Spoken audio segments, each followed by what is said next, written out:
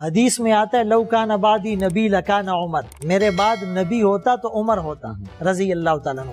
یہی سنیں حضرت، یہ مستند حدیث حضرت علی کے لیے حضرت آپ نے فرمایا کہ اگر میرے بعد نبی ہوتا تو علی ہوتا. 50,000 حوالے میں کل لا کے دکھا سکتا ہوں اہل سنت کے. یہ بات ایسی بات حضرت نہیں، حضرت عمر کے لیے میں کمپلیٹ. اچھا، حضرت عمر رضی اللہ تعالیٰ عنہ کے بارے میں جو یہ روایت ہیں تو 50,000 تو خیر نہیں، یہ بھی مبالغہ اور غلو ہے. انشاءاللہ میں اس پر حضرت میری بات سنیں، حضرت میری بات سنیں، حضرت میری بات سنیں. تو حضرت عمر رضی اللہ تعالیٰ عنہ کے بارے میں یہ روایت ہے. اچھا، حضرت علی رضی اللہ تعالیٰ عنہ کے بارے میں کیا روایت ہے وہ علامہ صاحب غور سے سن لیں. میں پوری روایت پیش کرنے لگا ہوں ماشاءاللہ ارشاد الحمدللہ with evidence and references.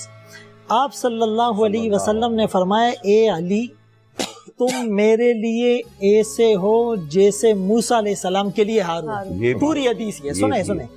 اسی حدیث کے آخر میں آپ صلی اللہ علیہ وسلم نے فرمایا لیکن نبوت کا دروازہ بند ہوگی. تو یہ پوری حدیث یہ ہے اور اس کے ریفرنسز میں ایٹ اے ٹائم اسی وقت اپنے موبائل سے آپ کو دکھا سکتا ہوں. تو حضرت علی رضی اللہ تعالیٰ عنہ کے بارے میں بھی رسول اللہ صلی اللہ علیہ وسلم نے یہ فرمایا. ایک جملہ بولنے دیں. دیکھیں اس دن یہ بات میں کر رہا تھا اور میں نے رسول اللہ صلی اللہ علیہ وسلم کی یہ بات پیش کی لو کان بعدی نبی لکان عمر.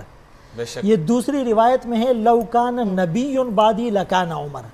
تو میری اس بات پر فوراً انہوں نے قطع کلامی کی اور مجھے کہا یہ حدیث حضرت عمر کے بارے میں نہیں ہے، یہ حضرت علی رضی اللہ تعالیٰ عنہ کے بارے میں ہے اور میں 50,000 حوالے لا سکتا ہوں. جی بالکل ایسے کہا تھا. یہ الفاظ تھے. میں نے ان کو وہ حدیث عربی میں سنائی، اس کے حوالے مسند احمد کے حدیث کی کتابوں کے میرے پاس ابھی جیب میں موجود ہیں. یہ تمام علماء گواہی دیں گے یہ حدیث مستند ہے. یہ کی حیثیت سے یہ ہمارا فرض بنتا ہے کہ ہم لوگوں کو قرآن و سنت کی صحیح تصویر پیش کریں.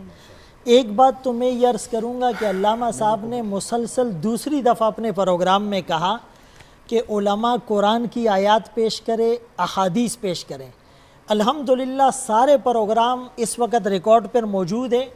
ہم سب نے جتنی قرآنی آیات پڑھی، جتنی احادیث ہم نے پیش کی، تو علامہ صاحب صرف کہتے رہے لیکن قرآن کی آیات ان کی زبان پہ نہیں آئی، رسول اللہ صلی اللہ علیہ وسلم کی احادیث زبان پہ نہیں آئی. مجھے میرے لاکھوں فالوورز اور جن کو میں ریپریزنٹ کرتا ہوں وہ کہتے کہ آپ ان سے وہ 50,000 حوالے مانگے جنہوں نے حضرت عمر رضی اللہ تعالیٰ عنہ کے لو کان بعدی نبی لکان عمر پر اعتراض کیا تھا. حضرت سیدنا ابوبکر صدیق رضی اللہ تعالیٰ، حضرت عمر فاروق رضی اللہ تعالیٰ، حضرت عثمان غنی رضی اللہ، حضرت مولا مشکل کشا علی المرتضیٰ رضی اللہ تعالیٰ، عشرہ مبشرہ، آپ ان سب کی عزت و اکرام فرماتے ہیں. میں جو کوشش کر رہا ہوں یہ جو فیس بک پہ ہو رہا ہے، ہاں کلیئر کریں. سب سے بڑی کوشش میری کیا ہے کہ سرکار دو عالم کے کردار کو محفوظ کر دیں آپ. اور کوئی بھی آپ دیکھیں نا ختم نبوت پہ کتنا ہی سارا بحث چل رہا ہے. اس دن آپ نے اسمبلی کا مسئلہ جو تھا اس کو آپ نے کہا کہ کیسے یہ ہو گیا، اور اس تو ہمارے سامنے جو بڑے مسئلے ہیں ان کو ہم حل کر لیں. یہ سارے مسئلے فیس بک وغیرہ کے حل ہو جائیں گے کہ ہم متفق ہو جائیں اس بات پر کہ ایک لفظ بھی ہم سرکار دو عالم کے خلاف نہیں سن سکتے اور نہ سنیں گے. اور زیادہ سے زیادہ ہمیں سرکار کی سیرت کو بیان کرنا چاہیے، نہ سرکار کے خلاف نہ سرکار کے آس پاس. ہم بات کر رہے ہیں وہ تو پورا خاندان، ایک منٹ، تمام 25,000 صحابہ، یہ تو بولی بات ہو گئی ہے جو ہیں ہمارے لیے. سرکار صحابہ کا مطلب کیا ہے؟ 25,000 سرکار صحابہ ہیں اور ان کے تمام جان دینے والے 1.25 لاکھ صحابہ. یا مجھے موقع دے دے، ٹائم نکل جائے گا. یہ والا جملہ تو آپ کہیں نا کہ ہاں آپ توہین حرام سمجھتے ہیں تمام. ابھی آ رہا ہوں، ابھی پروگرام بھائی آپ ایک جملہ تو بولیں. یہ کیا بات ہو گئی؟ تاثر صحیح جا رہا ہے مطلب علامہ صاحب کی غلط ہو رہا ہے فیس بک پر. نہیں، آپ تو حرام سمجھتے ہیں نا. آپ حرام سمجھتے ہیں؟ میں یہ سب بند کراؤں گا، درخواست دی ہوئی ہے۔ ارے آپ اپنا تو بتائیے، درخواست تو بعد میں دیں۔ آپ حرام سمجھتے ہیں ابو بکر صدیق کی توہین کو؟ یہ میں تو کہہ رہا ہوں کہ اخلاق سے گری کوئی بات نہ ہونی چاہیے۔ ابو بکر صدیق کی توہین کیا ہے؟ صحابہ، ارے آپ حضرت ابو بکر صدیق کی توہین کیا ہے وہ بتائیے۔ میں نے تو کوئی نہیں کی نہیں، آپ بتائیے حرام ہے کہ نہیں؟ بھائی سب حرام ہے، حرام ہے نا، یہی تو بول رہا ہوں۔ اما عائشہ صدیقہ کی توہین حرام ہے، اور یہی بات ہاں یہی بول رہا ہوں، قابل احترام ہے، ہاں قابل احترام ہے، یہی تو میں آپ کو بول رہا ہوں۔ الحمدللہ اب ٹھیک ہو گئی بات، بھی علامہ صاحب نے یہ بات کی، جزاک اللہ علامہ صاحب، بیویاں قابل احترام ہیں، بالکل صحیح ہے، خوبصورت بات، اور سارے اصحاب قابل احترام ہیں۔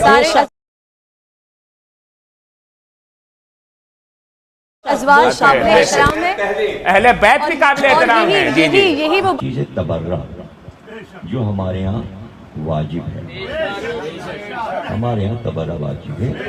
ایک ہے گالی بکنا، ایک ہے تبرع۔ تبرع کے معنی گالی بکنا نہیں، تبرع کے معنی ہے ہم نے دوری اختیار کر لی۔ ہم دوری ہے کہ اگر ان کا ذکر ہوگا ہم اٹھ کے چلے جائیں گے،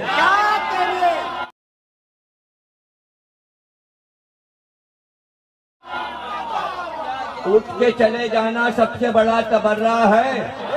پاکستان کو میں نے دکھایا بول ٹی وی پہ کہ جہاں یہ نام لیے جائیں گے میں تبرع کر رہا ہوں، اٹھ کے جا رہا ہوں۔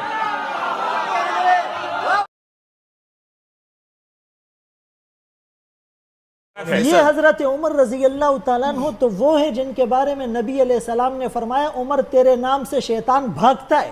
مفتی عابد مبارک صاحب نے جو باتیں کی یہ ہمارے دلوں کی ترجمانی ہے، خدا کی قسم یہ ہمارے دلوں کی آواز ہے کہ ہمارے صحابی رسول پر کوئی تبرع کرے، کوئی تان اور تشنیع کرے، ہماری زندگیاں نچھاور، ہماری جوانیاں، ہماری اولادیں نچھاور۔